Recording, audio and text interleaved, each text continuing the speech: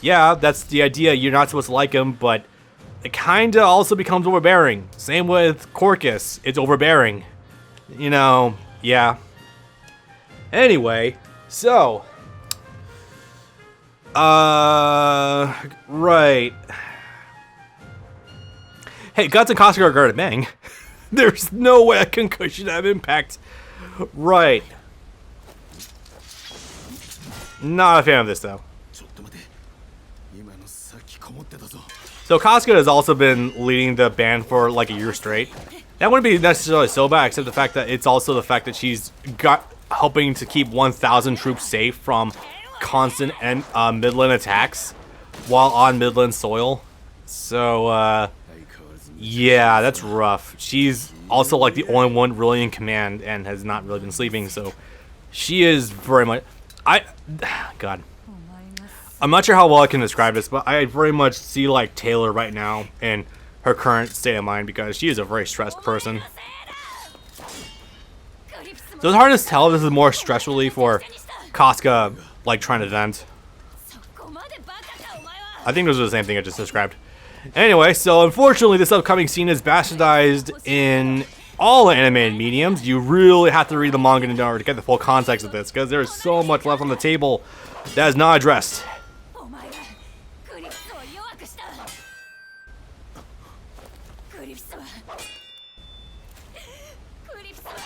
Oof.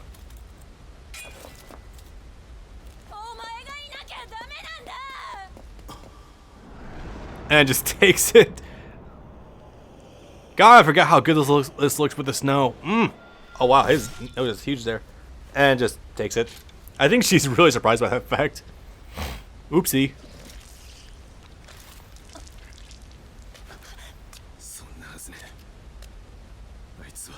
Hopefully that's the only time Guts is being penetrated today.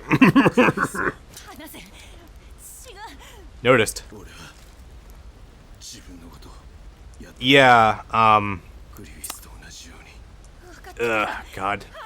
It's still incredibly rough though because it's like, did Griffith not actually see Guts as a friend? Considering that Guts or Casca sees Guts as being the one to make Griffith quote unquote weak, and Griffith himself says that he's the only individual who's made him forget about his ideals. Yeah. And right, so like, God, there's so much left on the table, unfortunately. That actually leads up to what's about to happen. So, I'll describe it later.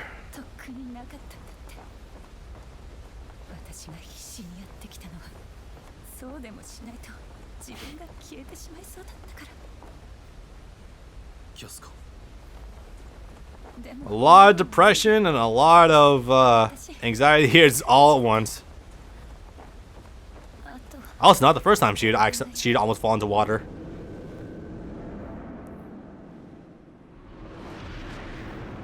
More with the stuttering frame rate. This series of movies really likes that. I didn't really piece that together until now, funny enough.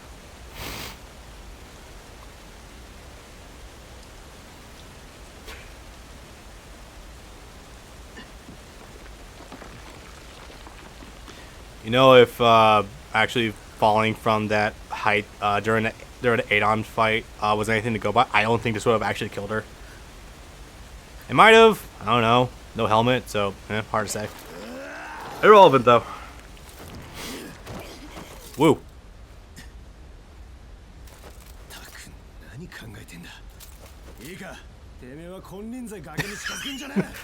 Who says Gus doesn't have a sense of humor? Seriously. Huh?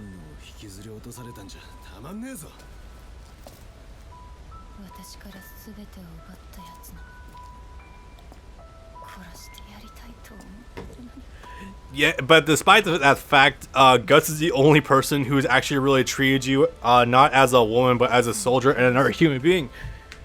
Not critiquing you based on the fact that you're a woman at all. Well, it started off as such, but you know, spending that time in a cave, yeah.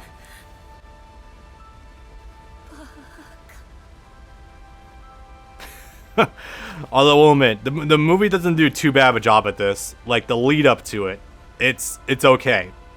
Again, I'll describe later like how much is actually left on the table, but it does an okay job. The fact that Guts there actually made the first move is kind of impressive, though. I will definitely admit that. I think we kind of forgot the whole thing about Guts not wanting to be touched by any other individuals, though. I don't know. I think at some point in manga they addressed that fact about you know, Casca being comfortable, or the only one that like is comfortable doing it.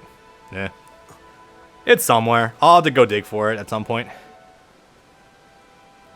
Glad this is far enough. This also happens to be far enough away from the rest of the band Hawk that yeah, we're fine. It's whatever. Yeah, obviously can't show off too much. Wait, how much are we showing? Oh god, we're showing off quite a bit. No titties or anything, but damn, okay. Oh nope, okay, cut to black. Never mind. The juxtaposition of Guts and Casca having a very nice afternoon to Griffith not having a very nice afternoon.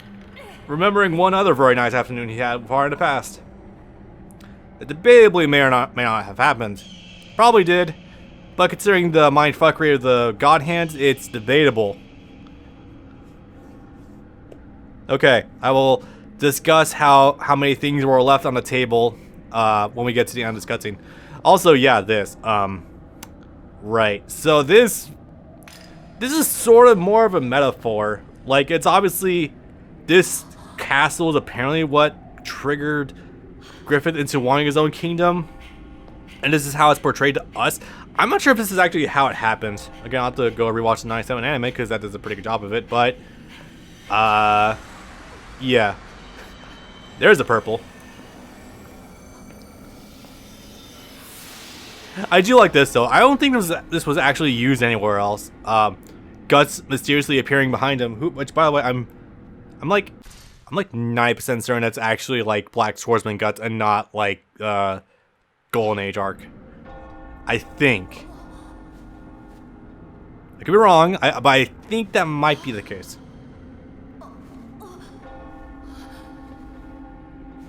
But yeah, there's actually you might be familiar with the scene.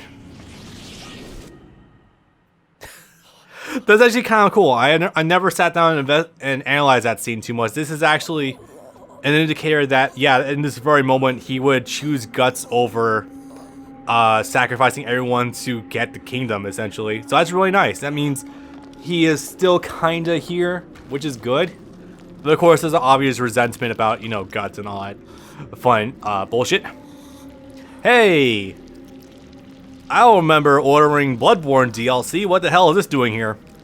Also, yeah, I could probably make a whole, like, list about Berserk references and, you know, Souls games and such. Really, it just takes a passive look in order to get them all. It's just a bunch of goop, Jesus. Oh yeah, pretty sure all his nails were removed as well, if I'm not mistaken about that. So, hey, I like this sequence. Actually, sorry, I'm gonna pause really fast. Well, actually, let me see if I can't get it solidified. Okay, so like this whole maze right here, I think this might actually be the like that MC Escher stairwell thing that the God Hand first appeared in the Black Swordsman arc. You know, with this account. I think this is that. I could be wrong, but I'm pretty damn sure it is. That's a really neat detail. I love that a lot. Anyway, but yeah, neat flash forwards with a lot of flash frames of things that come. Obviously, they probably animated the eclipse well before this part. Gee, I wonder who that could possibly be. God, the amount of like ways they refer to the God Hand is just so extensive. Like they refer to as kings, or referred to as like Satan's Lords of Darkness, Kings of Longing. I think Griffith himself is referred to as King of Longing, because that's the whole idea of evil's design, with making him like this quote-unquote savior of humanity in order to fuel the God Hand's agenda, which we still don't know what it is. I would like to remind people about that fact 30 years after the series debuts. Kill me. Anyway, quick laundry list of things to go over while while that happened. Okay, so laundry list of things that were excluded not just from this game but also from the movie and the '97 anime. Oh boy, it's a list. Okay, right. So the bastardization of Guts and Casca's sex scene. I had to actually make a list of things to talk about with this recording because oh my god, there's a lot of things to go over. Okay. So, the culmination of Guts' past traumas. There's one particular instance where, deeper into this, they actually directly addressed the abuse that Guts had from mostly Donovan and slightly so from Gambino while he's having sex with Casca, and that's shown directly. But we can't show that because that would show penis. It doesn't really even show in the manga either. By the way, someone sent me a hilarious Twitter thread. I wish I had it still on hand that essentially extrapolates that Guts probably has like a 27-inch long dick. That's kind of hilarious because like flaccid he's like what 8-9 inches. That's kind of obscene. Anyway, Casca coming to grips with her womanhood. Essentially, you know, the fact that his first time for sex and everything. Yeah, it turns out that hey, I have a vagina and it's being used and. Yeah, that happens. The two of them naked in front of each other physically and emotionally. There's a lot that goes into it, actually. The fact that Guts and Casca's scars are bared to each other. Like, women aren't traditionally associated with, you know, scars and also musculature. So Casca's embarrassed by this fact, and that's really, really good character development as well as, you know, traditional gender binary breaking. That's really good. I like that. And Casca embracing Guts after he breaks down. That was a particularly beautiful scene. I wish that was shown in any capacity because that's just like after Guts' emotional breakdown, after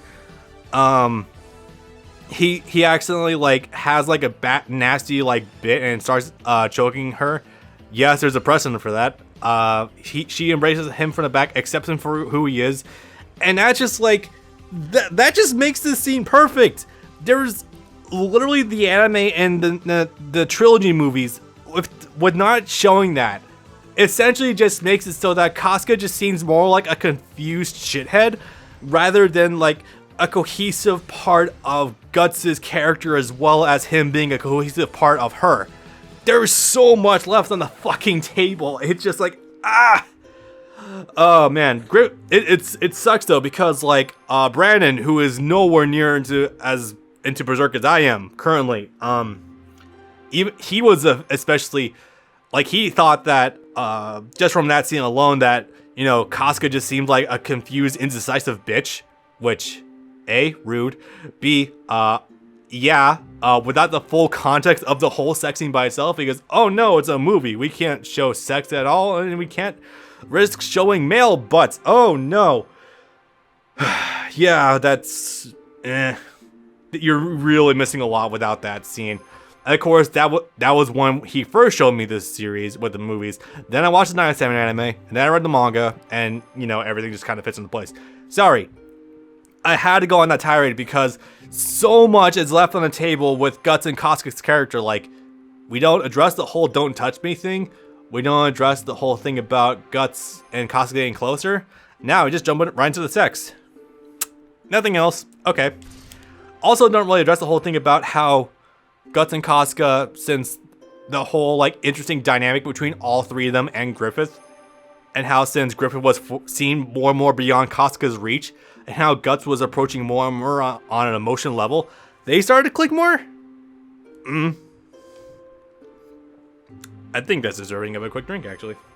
Okay, so that was a whole tirade and a half I had to get off my chest because, well, since there's no more animated media for Berserk coming out for God knows how long, this was probably the only opportunity I would get to actually talk about this. So, yeah. Oh, hey, this.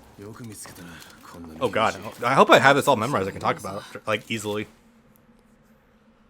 So, there was a plan set into place in order to actually rescue Griffith, because there is a sort of insider. Well, yes, you can. The one who had a particular fun night with Griffith. Before Griffith would end up having a lot of bad nights.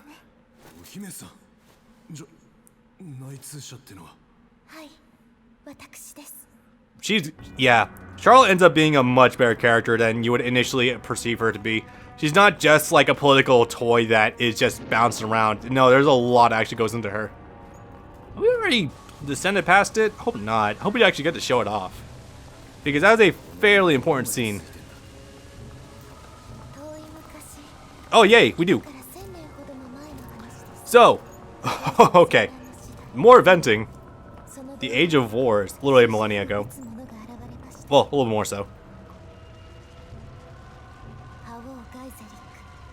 Supreme King Gaiseric, not to be confused with Supreme King Zark. He was literally the Julius Caesar of his time, essentially. Well, sorta. Caesar didn't conquer the whole world. Wore a skull mask on the battlefield. Skull King. God sent 5 angels after him. Weird that there's confusion about him, though. Or how many angels were actually sent down. Yes, in fact, if you launch a torch down there. Oh boy, I can talk for another 10 minutes about this alone, actually, because it's not like we've been able to talk. It's not like we'll ever have closure about this, right? I mean, no, it's not like these chapters debuted in the mid-fucking 90s, and we don't have any more details about it at all.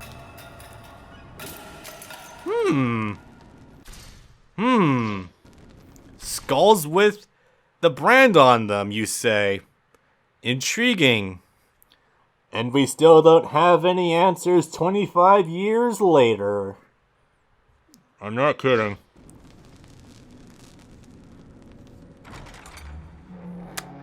Still an answer 25 years later. Or during this movie's production. Yeah. I guess I'll talk about my theories while we're getting farther ahead. I'll have to remind myself though. So, yeah, essentially, Charlotte was the inside informant, helping the guys out, the band. Also had a fair stake in seeing Griffith freed. Notice how so much of his body is censored. Huh, why does your back look like a fillet of fish? Why can I see your bones through your hands?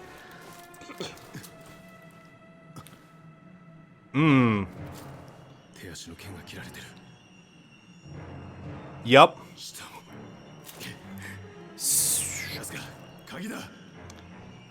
Oh boy, that's a reaction. This is, we still actually know what his face looks like, funny enough. It must have been so completely desecrated that we couldn't even show it. I'm still very curious what it actually looked like, though, but it must have been bad. It must have been bad. Hey, he's awake. Sorta. If you can call this awake, really. So Miura must have done extensive research into how much physical abuse a human body can get put through before they actually do die. I like this so much because it's like just a sheer frustration, like I'll kill you.